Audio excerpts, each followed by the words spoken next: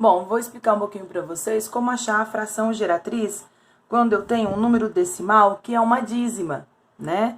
E eu consigo fazer isso apenas com dízimas periódicas. Então, eu tenho 0,6666666, ou seja, eu tenho 0,6, uma dízima periódica. E a gente põe esse tracinho para representar, porque são infinitas casas, né?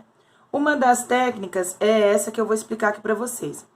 Eu primeiro monto uma equaçãozinha, que eu digo que x é igual a isso, então x é igual a esse número, que é a dízima dada. Depois eu pego e multiplico isso por 10.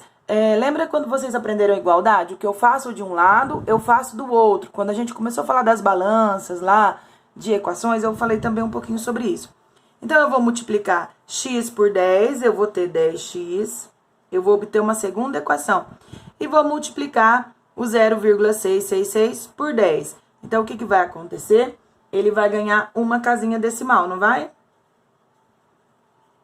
Posso aqui pôr a quantidade que eu quiser, porque é infinita. Eu vou igualar aqui, tá ok? Então, eu multipliquei por 10, o que aconteceu aqui? Ele ganhou uma casinha decimal, certo? Se vocês quiserem fazer aí na calculadora, ou então, né? Mas lembra lá quando a gente multiplica por 10, quando a gente divide por 10, eu até estava explicando isso no 6º ano, ó. Eu multiplico por 10, eu ganho uma casa decimal. Multiplico por decimal, não. Ganho uma casinha, né? Se tiver no decimal, eu ganho no decimal. Se tiver só na parte inteira, eu ganho na parte inteira. Se for por 100, eu ganho 2. Se for por 1000, eu ganho 3.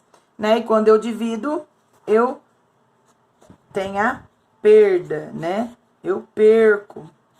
Então, eu perco casinhas decimais ou casinhas da parte inteira. Então, aqui vocês vão trabalhar um pouquinho com esse conteúdo. Por isso que é importante a gente aprender o que ensina no 6º ano, o que ensina no 7º, porque a gente vai precisar depois. Então, agora eu tenho duas equações, certo? O que eu vou fazer agora? Eu vou subtrair essa equação dessa. Então, eu junto as duas aqui. Primeiro eu copio essa, vou copiar novamente, só copiar.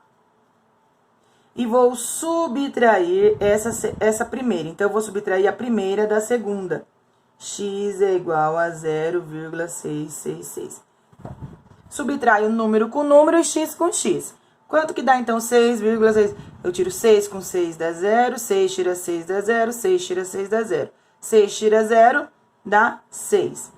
Aqui eu fiquei, então, com que número? 6, não é isso?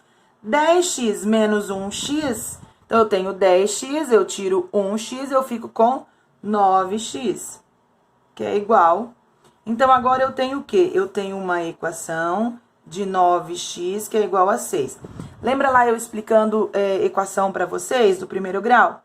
Aqui o 9, ele tá multiplicando o x. Lembra que eu não multipliquei? Não foi aqui que eu multipliquei o 10? Agora o 10 virou 9 porque eu subtraí um x dele. Então, quando tá multiplicando, eu passo para o outro lado dividindo. Ou seja, eu vou dividir o 9 dos dois lados.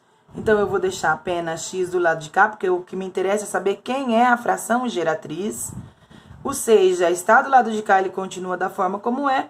O 9 está multiplicando, ele passa dividindo. Então, qual é a fração geratriz dessa dízima? 6 nonos. Ou, dá para simplificar, não dá?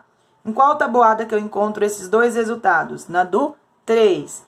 Então, aqui eu tenho 6 dividido por 3, 2, e 9 dividido por 3, 3. Então, qual é a fração geratriz dessa dízima?